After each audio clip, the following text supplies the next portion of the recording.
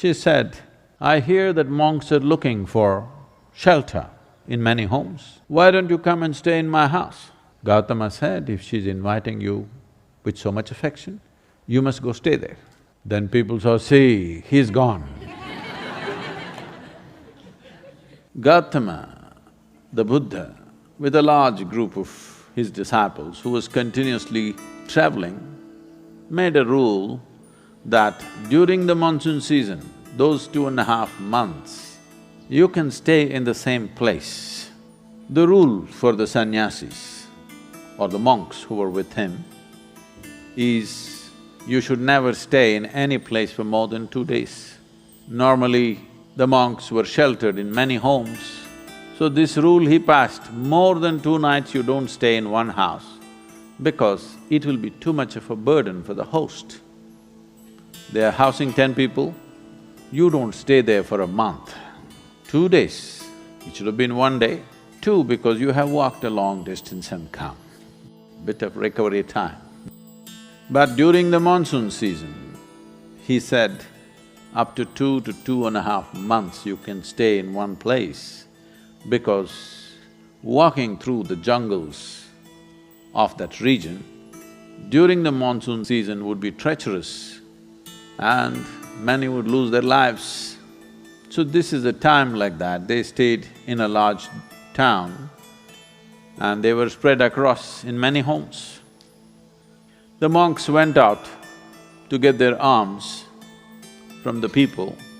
Ananda or Ananda Tirtha, as he was known, who happened to be Gautama's elder brother before his monkhood, went out and there was a courtesan or a prostitute in the town.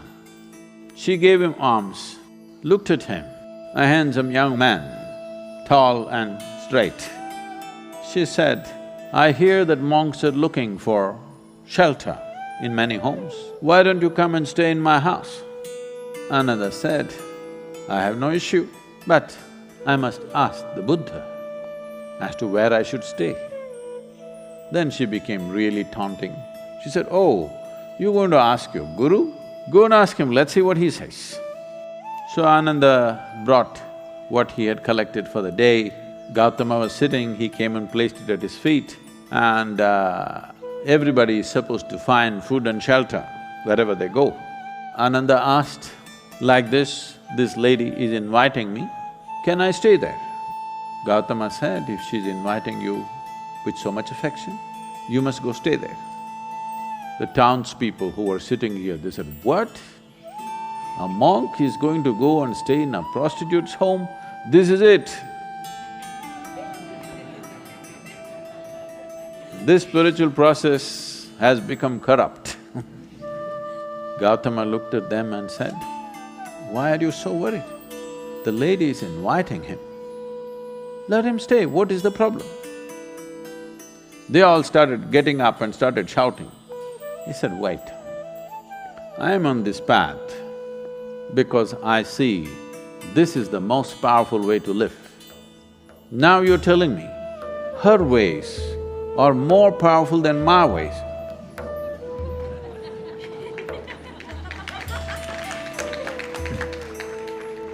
If that is the truth, I will also go and join her.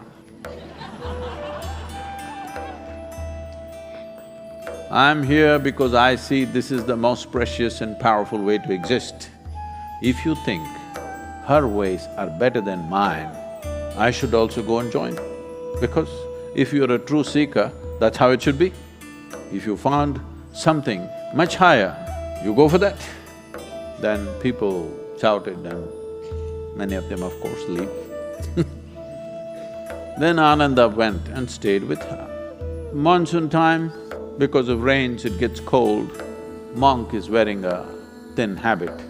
So she gave him a nice silk wrap. He covered himself. Then people saw, "See, he's gone." She made nice cooking and gave it to him, he ate. Then in the evening she danced for him. He sat, watching very carefully, with utmost attention. Then when they heard the music, this is it, finished. things went on.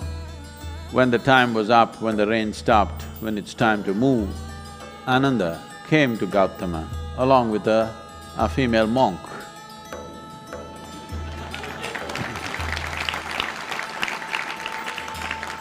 So, the power of being on the path of truth has been there, but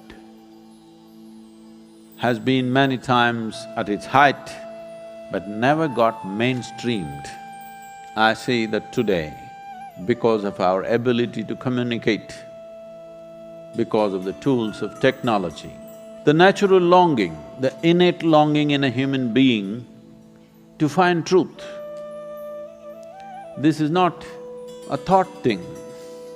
This is not something that been taught to people that you must seek truth. It is natural for human intelligence to seek what is highest. If you are given an option, any human being, given an option, either to be here or there, he will always say, I want to be there. Right now he may be caught up here, but aspiration is to go to whatever is the highest. It is just that we have to show him that there are better highs than getting drunk, there are better highs than drugs, there are better highs than being caught up in social drama, there are better highs than being better than someone else. We just have to show it to him, we have to make him understand there is a better high. Forever, many sages, saints, yogis, gurus have been doing this, but as I said, they were gentle people. They didn't have a voice like me.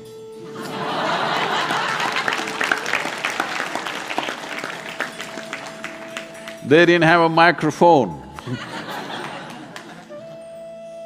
They didn't have tools with which they could speak to somebody there. They could only speak to people here. In spite of that, they did tremendous things. For their times, many of them did tremendous things out of sheer grace and energy. Millions of people around them, they transformed. Millions of people around them, they put them on the path of truth, on the power of truth. But a time has come where our ability to communicate is such, we can make truth slip through every door. We can make truth knock on everybody's minds and hearts.